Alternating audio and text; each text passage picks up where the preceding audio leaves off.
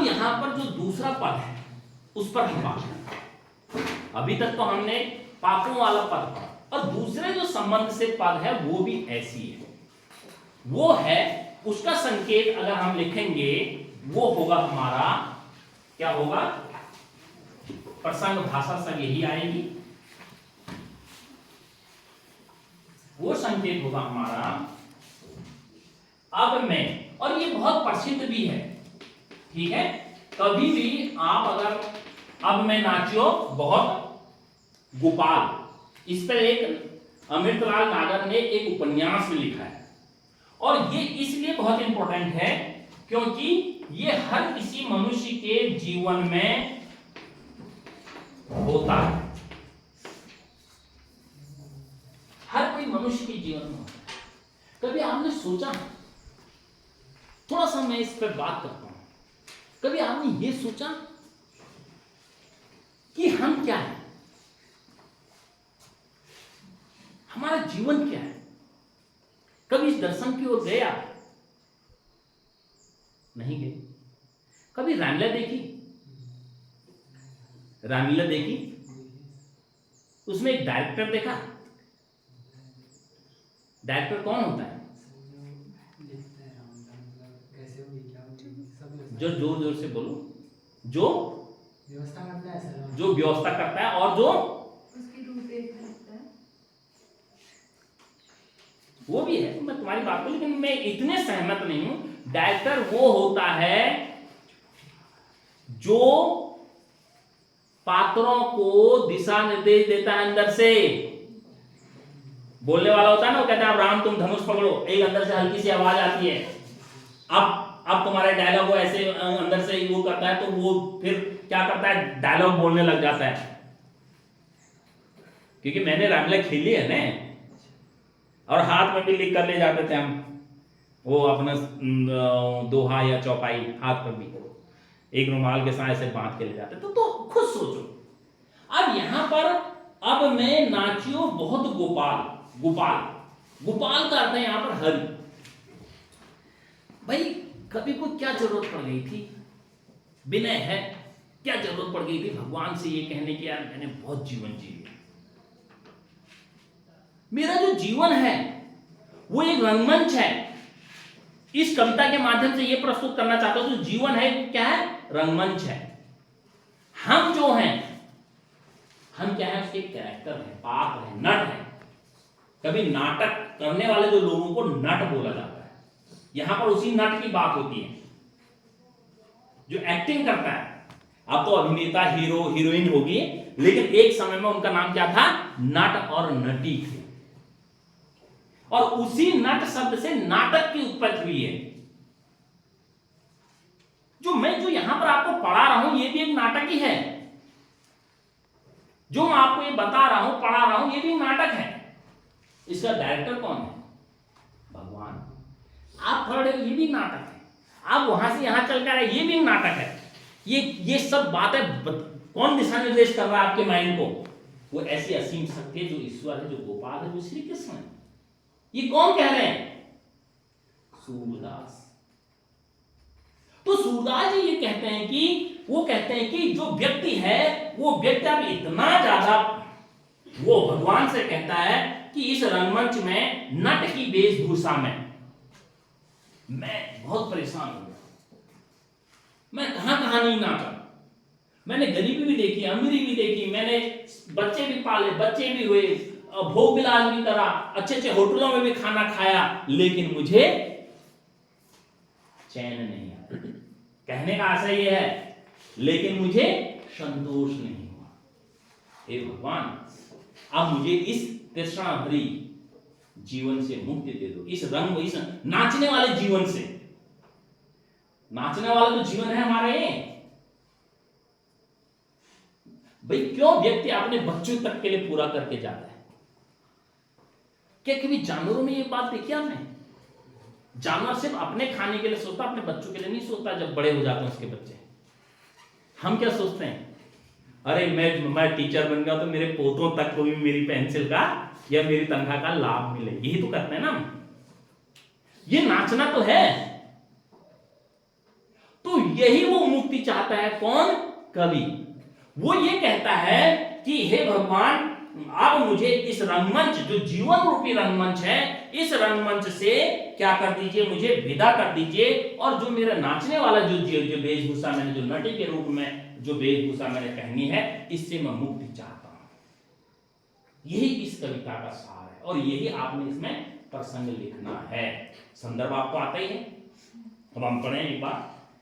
अब मैं नाचियो बहुत गोपाल, हे गोपाल, हे हरि, हे श्री कृष्ण, मैं नट के रूप में या नाटक करने वाले के रूप में या एक्टर, जो आपकी भाषा में एक्टर बोलेंगे हम, एक्टर के रूप में इस जीवन रूपी रंगमंच में मैं बहुत नाच गया हूं, बहुत कूद गया हूं, फिर भी मेरा पूरा।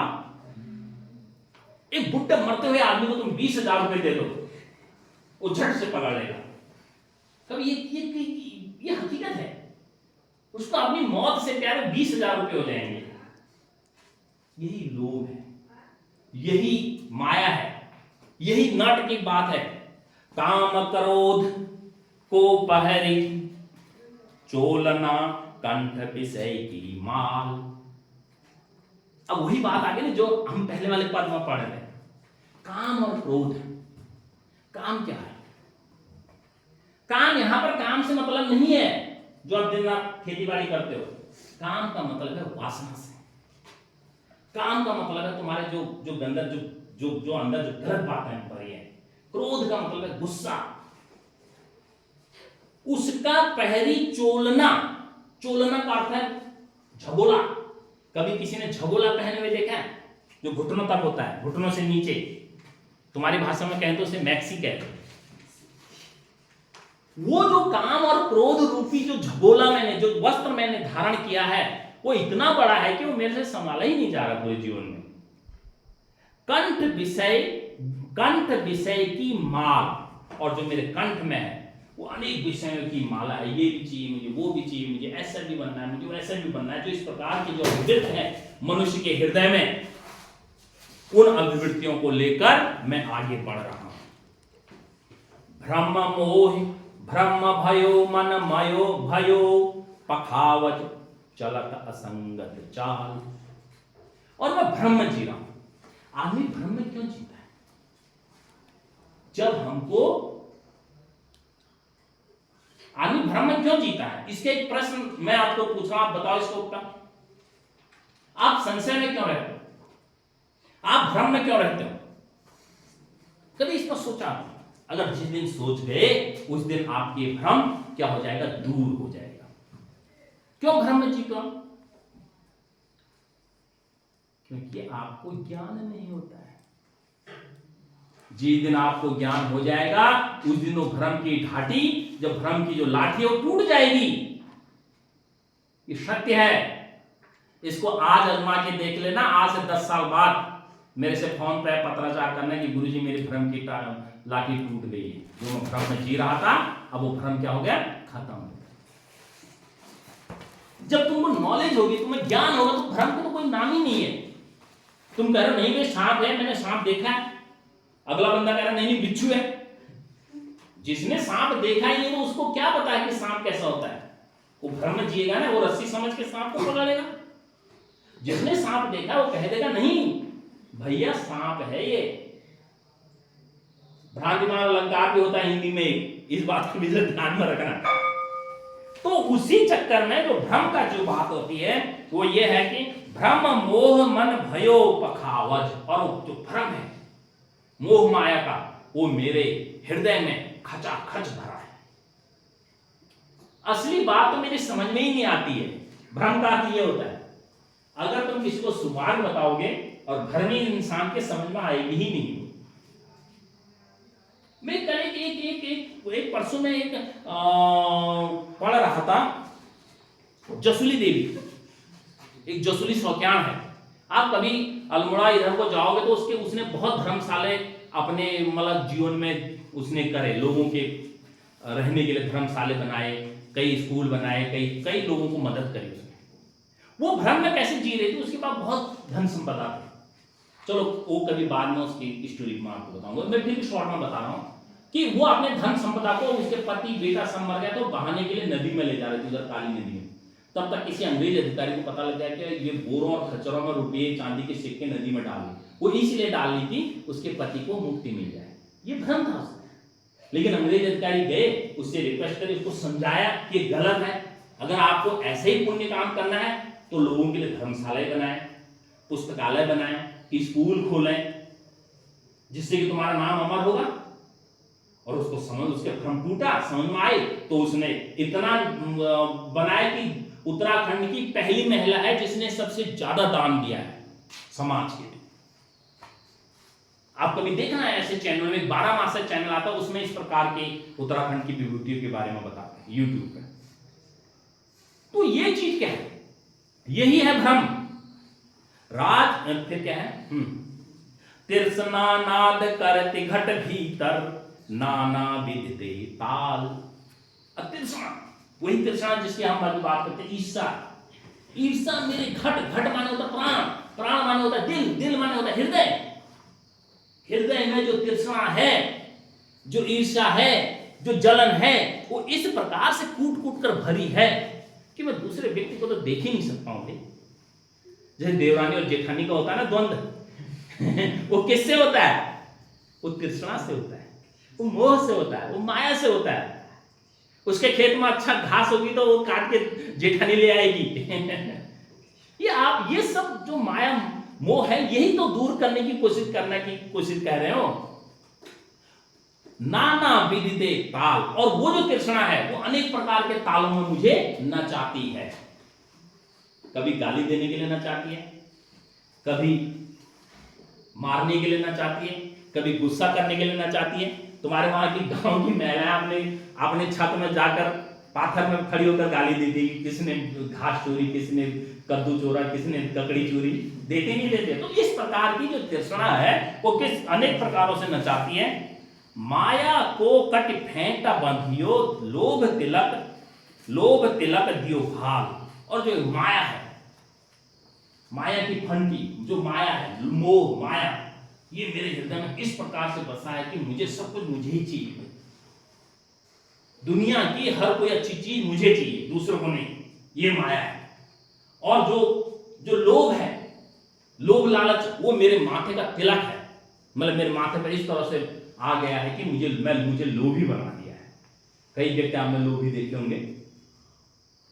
कौटिक कला कछ दिख राई, जल थल शुद्ध नहीं काल।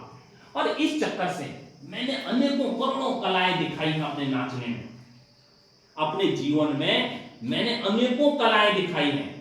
कलाएं मीन्स जानता हूं, नाचने की कला, गाने की कला, गाली देने की कला, पढ़ाने की कला, वो जितनी भी कलाएं हैं वो सभी कलाएं मैंने इस रंगमंच के माध्यम से, इस नट के रूप में आपको दिखाई हैं। जल थल शुद्ध नहीं काल, और न मैंने कभी जल का डरा, न कभी थल से।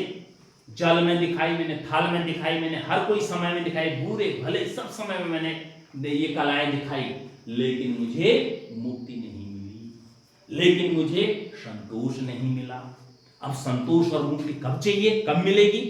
जब मैं इस संसार से, जो मोह रूपी, जो माया रूपी जो संसार है, जब मैं इसे मुक्त हो जाऊंगा। मुक्त कब होगा भाई? अब लेखक कवि कह रहे हैं कि सूरदास की सबे अभिदा दूर करो नंद लाल। ये सूरदास नंदलाल से कह रहे हैं, श्री कृष्ण से कह रहे हैं कि मेरी अभिदा मीन्स होता है बुरी बातें, बुरी विद्याएं, बुरा ज्ञान, जो अभी तक मैंने प्राप्त किया है, जितनी बुराइयां का ज्ञान, उस ज्ञान को हे श्री कृष्ण, हे नंद के पुत्र नंदलाल, उसे दूर करें और मुझे अपने चरणों में स्थान दें और एक नया जीवन मुझे प्रदान करें और इस जीवन से मुझे मुक्ति दें, अर्थात इस जीवन से मुझे मुक्ति करें, विदा करें।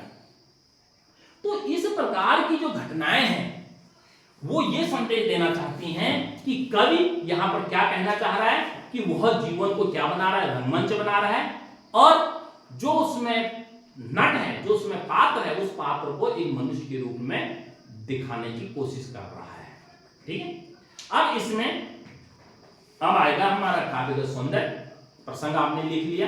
प्रसंग जैसे संदर्भ आपको आता है प्रस्तुत पद्य खंड हमारी पाठ्य पुस्तक प्राचीन कालीन काव्य से के विनय पाठ से लिया गया है। इसके कवि सूरदास जी हैं। हाँ, और प्रसंग होगा प्रस्तुत पंक्तियों में कवि कहने चाह रहा है कि जो जीवन है वह एक रंगमंच के समान है और जितने भी उसमें मनुष्य रह रहे हैं वो सब नट की वेशभूषा में है और उनका डायरेक्टर भगवान है और वो नट में जीवन के रंगमंच में इस प्रकार से उतर गए हैं कि उनको लोभ माया तृष्णा ये इस प्रकार के जो बुराइयां हैं उन बुराइयों के कटघरे में खड़े हैं और इसलिए वो अच्छाई और बुराई में अंतर स्पष्ट नहीं कर पा रहे हैं और इसलिए ही वो मुक्ति भी चाहता है। कौन? जो मनुष्य। और उसके बाद जो मैंने व्याख्या करी वो व्याख्या आप लिखोगे। ठीक। अब उसके बाद आता है तुम्हारा क्या आएगा संदर्भ से प्रसंग, मतलब विशेष में क्या आता है? विशेष में आएगा इसमें सबसे पहले आएगा इसमें प्रस्तुत पंक्तियों में कवि ने जीवन को रंगमंच बताते हुए और जो मनुष्य अपने जीवन भर नाचता रहता है नृत्य करते रहता है घुंघरू बांध के पैरों में लेकिन फिर भी वो अपने जीवन में मुक्ति नहीं हो पाता संतोष नहीं मिल पाता है इसका वर्णन किया है और किन किन कारणों से वो जीवन में नृत्य करता रहता है उन कारणों का उल्लेख उक्त पद्यांश में किया है बस एक लाइन। फिर उसके बाद अलंकार। अब अलंकार ढूंढो। अनुप्रास है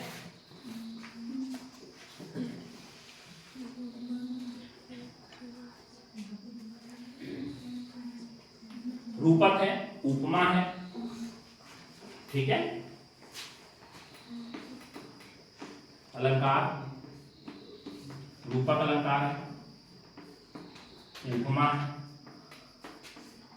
ठीक है रस भक्ति रस है वही है सब छंद छंद तुम्हारा ये छंद है ठीक है और उसके बाद गुण ओज है ना प्रसाद भाषा प्रचय ठीक है इस प्रकार से इसमें उल्लेख है इस